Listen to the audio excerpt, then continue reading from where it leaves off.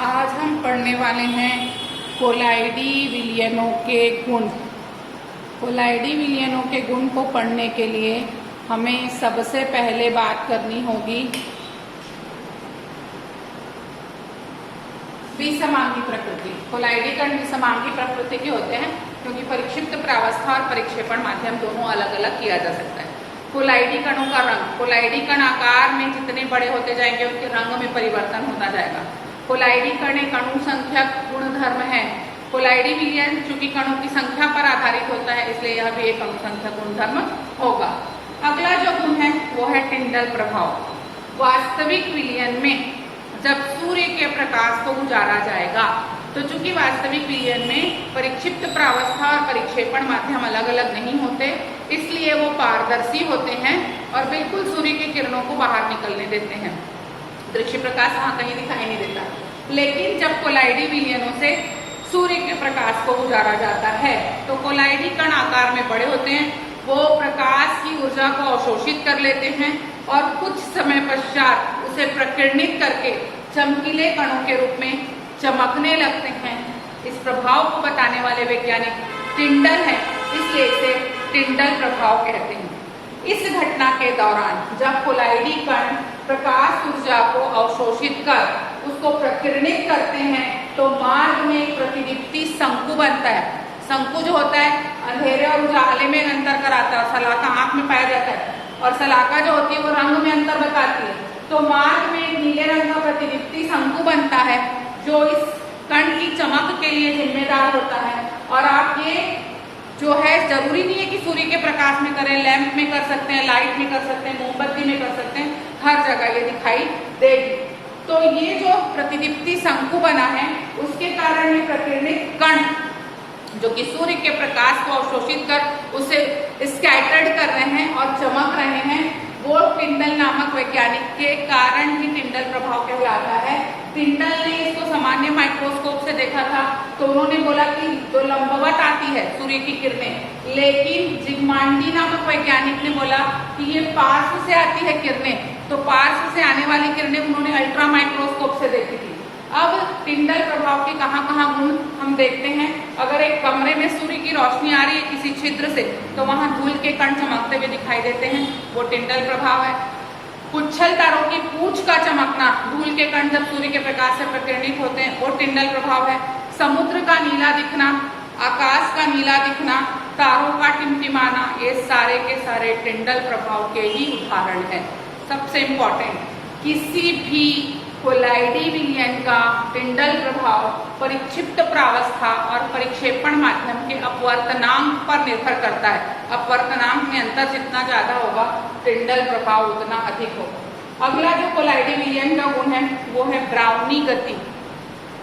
सबसे पहले Robert brown ने क्या किया, एक पात्र लिया और फूलों में जो पराग कण होते हैं, आपने देखा होगा गुलाब में जो पीले पीले बीच में कण होते हैं उसको पराग कण कहते हैं।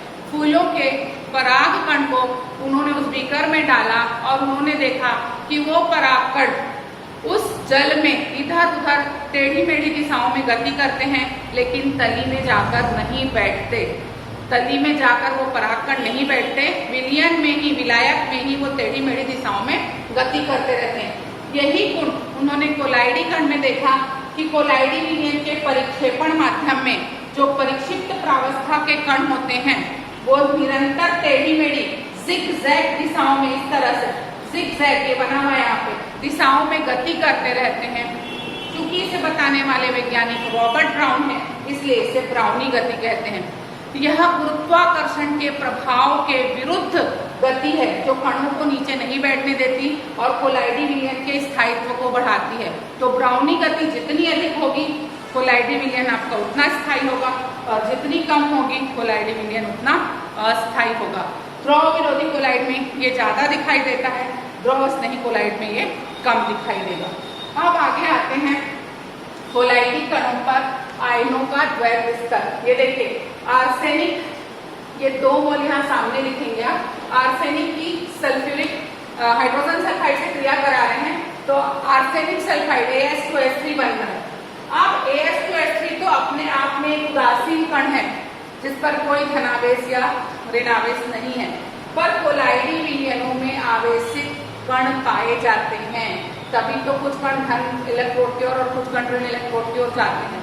तो बोला गया कि कोलाइडी कणों पर आयनों का द्वैत स्तर पाया जाता है। जैसे ही ये आर्सेनिक सल्फाइड बनेगा, अपने समान दोनों में से कोई एक आयन को अपने चारों ओर अधिशोषित कर लेगा। देखिए चारों तरफ पहले उसने सल्फाइड को अधिशोषित कर लिया है, इसे अधिशोषण परत कहते हैं, जो प्रथम परत होती है। और ये सल्फाइड अपने चारों तरफ अपने विपरीत आयन, पूरा एक ब्लॉक बना लेंगे, बोला था, अपने चारों तरफ हाइड्रोजन को अधिशोषित कर लेगा, जो उसका विपरीत आवेश होगा। ये वाली परत जो है वो विसरण परत कहलाएगी। ये अधिशोषण परत थी, अधिशोषण परत, और ये वाली जो परत है वो आपकी विसरण परत है। तो जब कोलाइडी विलयनों पर आवेश की जरूरत होगी तो ये विसरण परत हट जाती है, और उसके बाद अधिशोषण परत पर जो आवेश होता है कोलाइडी कण उसी आवेश वाले आवेशित कण माने जाते हैं। यदि विसरण परत ऋणावेशित है, अधिशोषण परत ऋणावेशित है तो वो ऋणावेशित कोलाइड कहलाएगा। यदि अधिशोषण परत धनावेशित है तो धनावेशित कोलाइड कहलाएगा। यहाँ पे फेरिक हाइड्रोक्साइड का फेरिक क्लोराइड के साथ क्रिया कराया गया। पहले FeOH होता है जो अपने समान आयन Fe को अधिशोषित किया है, उसके बाहर में ये OH है। ये पहली परत अधिशोषण परत है, दूसरी परत विसरण परत है। विसरण परत क्रिया के समय हट जाएगी, अधिशोषण परत रह जाएगी। इसलिए बोला जाता है कि कोलाइडी कणों पर आयनों का द्वैत स्तर पाया जाता है। आयनों का द्वैत स्तर, द्वैत स्तर क्यों? क्योंकि दो परत पाई गई, अधिशोषण परत और विसरण परत। अब कोलाइडी कण आवेशित हैं, ये हमको पता चल गया। तो हम ये करते हैं धन कण संचलन, विद्युत कण संचलन की क्रिया में पता करेंगे हम धन और ऋण कण संचलन। सबसे पहले हम पढ़ रहे हैं ये विद्युत कण संचलन। क्या पढ़ रहे हैं? विद्युत कण संचलन। कैटाफोरेसिस और एनाफोरेसिस, इलेक्ट्रोफोरेसिस पढ़ रहे हैं, इसमें इसको इलेक्ट्रोफोरेसिस कहते हैं।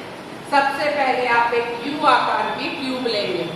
इस U आकार के ट्यूब में आपकी इच्छा, आप चाहे तो फेरिक हाइड्रोक्साइड का कोलाइडी विलयन ले, चाहे तो आर्सेनिक सल्फाइड, एक धनावेशित है एक ऋणावेशित है, ले लीजिए और इसमें दो इलेक्ट्रोड लगा के उसका संबंध बाह्य परिपथ से कर दीजिए। एक कैथोड है, दूसरा एनोड है ना। कैथोड ऋणावेशित और एनोड जो है वो धन आवेशित होगा। यहाँ ऋणावेश आएगा और इधर धन आवेश आएगा। अब देखिए क्या होगा, जैसे ही हम विद्युत धारा प्रवाहित करेंगे तो जो धन आवेश है यानी जो Fe आयन है, FeOH होता इसका आयन है, वो यहाँ पर आकर एकत्र हो जाएगा और पूरा का पूरा परिक्षेपण माध्यम विलयन में पड़ा रहेगा। यदि परिक्षिप्त प्रावस्था ऋण इलेक्ट्रोड की ओर आती है तो कौन से कण चले? धन कण चले, तो इसे धन कण संचलन कहेंगे। यदि परिक्षिप्त प्रावस्था जैसे आर्सेनिक सल्फाइड धन इलेक्ट्रोड की ओर आती है तो ऋण कण चले, तो इसे ऋण कण संचलन कहेंगे। यदि धन कण चलेंगे फेरिक हाइड्रोक्साइड तो धन कण संचलन कहेंगे, ऋण कण चलेंगे तो ऋण कण संचलन कहेंगे। और इस अभिक्रिया को हम विद्युत कण संचलन के नाम से जानते हैं। इसी को हम विद्युत परासरण में बदलेंगे। ये क्या होगा, यहाँ पे सेम प्रोसेस करके आप एक अर्ध पारगम्य झिल्ली लगा देंगे, SPM सेमी परमिएबल मेम्ब्रेन लगा देंगे। ठीक है, इसको क्या बोल रहे हैं हम? विद्युत परासरण। कहाँ पे? कोलाइडी विलयनों में। परास क्योंकि यह एक अणुसंख्या गुणधर्म है तो ये परासरण की क्रिया करेगा। इससे पढ़ रहे हैं विद्युत परासरण। क्या करना है देखते हैं। फिर से एक U आकार का ट्यूब लेंगे, कोलाइडी विलयनों को भरेंगे, उसके बाद अर्ध पारगम्य झिल्ली लगाएंगे, बाहर में व्यवस्था करेंगे। अब जैसे ही विद्युत धारा प्रवाहित करेंगे, जो भी परिक्षिप्त प्रावस्था है धन या ऋण, वो एक इलेक्ट्रोड की ओर जाएगी और जो परिक्षेपण माध्यम है वो दूसरे इलेक्ट्रोड की ओर जाकर एकत्र हो जाएगा। विद्युत के प्रवाह से होने वाले परासरण की इस क्रिया को ही हम विद्युत परासरण के नाम से जानते हैं। विद्युत के प्रवाह के कारण कोलाइडी विलयनों में होने वाली ये परासरण की क्रिया विद्युत परासरण कहलाती है। क्लियर?